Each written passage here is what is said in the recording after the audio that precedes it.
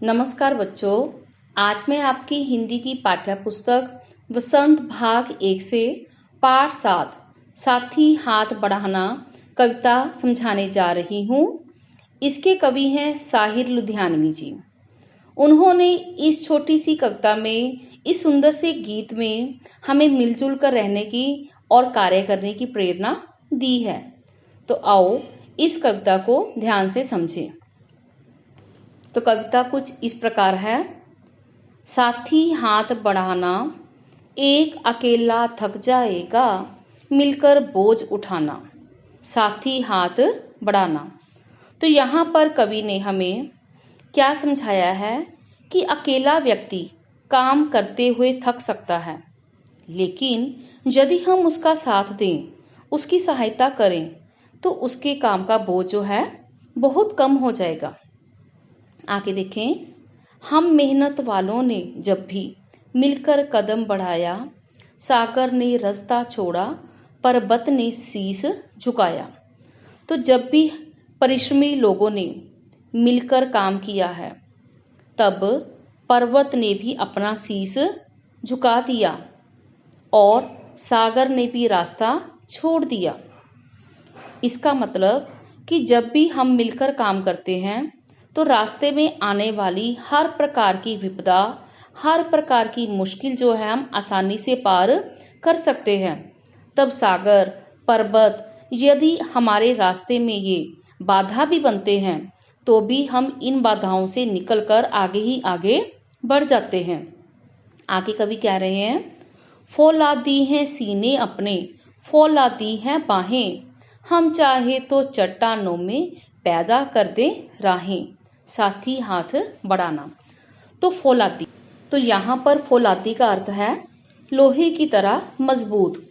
तो कवि क्या कह रहे हैं कि हमारे सीने और हमारी बाहें कैसी हैं? जैसे लोहे की तरह हो, इतनी मजबूत हैं, इतनी इनमें ताकत है, इतनी हमारे अंदर हिम्मत है कि अगर हम चाहें तो चट्टानों में भी रास्ते पैदा कर सकते हैं। अपनी मुश्किल की घड़ी में भी हम कोई ना कोई रास्ता ढूंढ ही सकते हैं।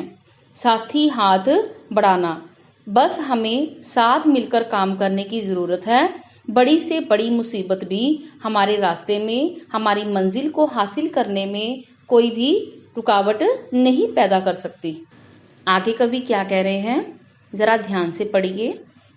मेहनत अपने लेख की रेखा, मेहनत से क्या डरना, कल गैरों की खातिर की, आज अपनी खातिर करना। कि जो मेहनत है हमारा भाग्य है, हमारी किस्मत है, और यही मेहनत हमारा जीवन भी संवारेगी। और इस मेहनत से डरने की कोई आवश्यकता नहीं है। अर्थात हमें अपने जीवन में मेहनत करनी है, हार्डवर्क ज़रूर करना है। ये जो मेहनत है कल हमने गैरों की खातिर की थी। तो यहाँ पर कल का अर्थ क्या है कि जब हमारा भारत अंग्रेजों के अधीन था, तब हम मेहनत तो करते थे, लेकिन उन अंग्रेजों के लिए करते थे, अपने लिए नहीं करते थे। लेकिन आज जब हमारा देश स्वतंत्र हो चुका है, आज़ाद हो चुका है, तब ये जो मेहनत है हमने अपने आप के लिए करनी है, आगे बढ़ने के लिए करनी है।